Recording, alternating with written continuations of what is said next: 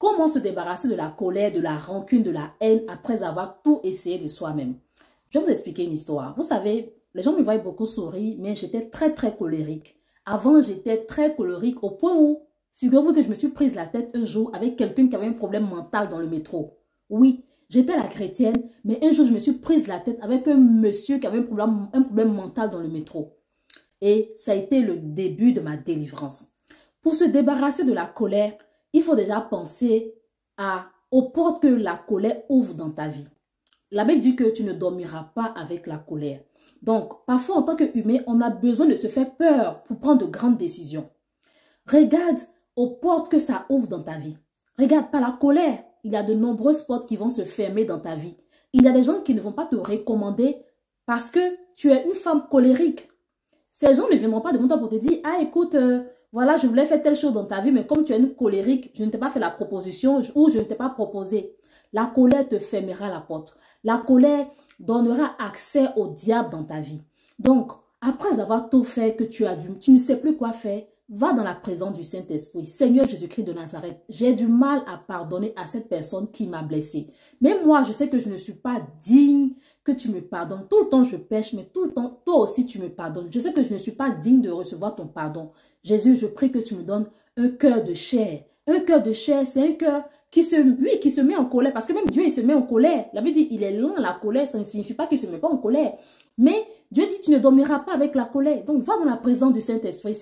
Il te faut prendre même 1 semaine, 2 semaines de jeûne de prière. Et pendant ce temps, tu vas implorer le Saint-Esprit. Tu vas dire, Seigneur Jésus-Christ de Nazareth, je ne sais pas ce qui s'est passé dans ma vie. S'il y a un décret dans ma famille, un décret, parce que, voilà, excusez-moi, je vais mettre une pause. La majorité des femmes très colériques, elles ont un esprit de mari de nuit. Oui. La majorité des hommes très colériques ont un esprit de femme de nuit. Et cet esprit-là, c'est celui-là qui te pousse à te mettre en colère pour un oui ou pour un non. C'est lui-là qui t'empêche de pardonner aux autres parce qu'il sait qu'il se sert de ça pour te fermer des portes. Donc, va dans la présence de ton Père. Si tu sais que tu as l'esprit de mari de nuit, fais ta cure de délivrance. Délie-toi au nom de Jésus-Christ de Nazareth. Maintenant, si tu sais que tu n'as pas un esprit de mari de nuit, mais que la colère te fatigue, tu vas dans la présence de Dieu, tu dis, Seigneur, je t'implore, j'ai tout fait de moi-même, mais j'y arrive pas. Seigneur Jésus-Christ, viens m'aider. Donne-moi un cœur de chair. Et quand tu finis de prier, je ne dis pas qu'automatiquement, tu seras la femme la plus douce de la terre. Oui, tu vas passer par des situations où tu devras montrer que le Seigneur t'a exaucé. Parce que la Bible dit que dès qu'on prie, le Seigneur nous exauce. C'est le comportement qu'on aura après qui va montrer que nous sommes réellement rentrés en possession de notre exaucement. Donc, quand tu finis de prier, sûrement au travail, tu feras face à des gens qui vont te pousser à te mettre en colère.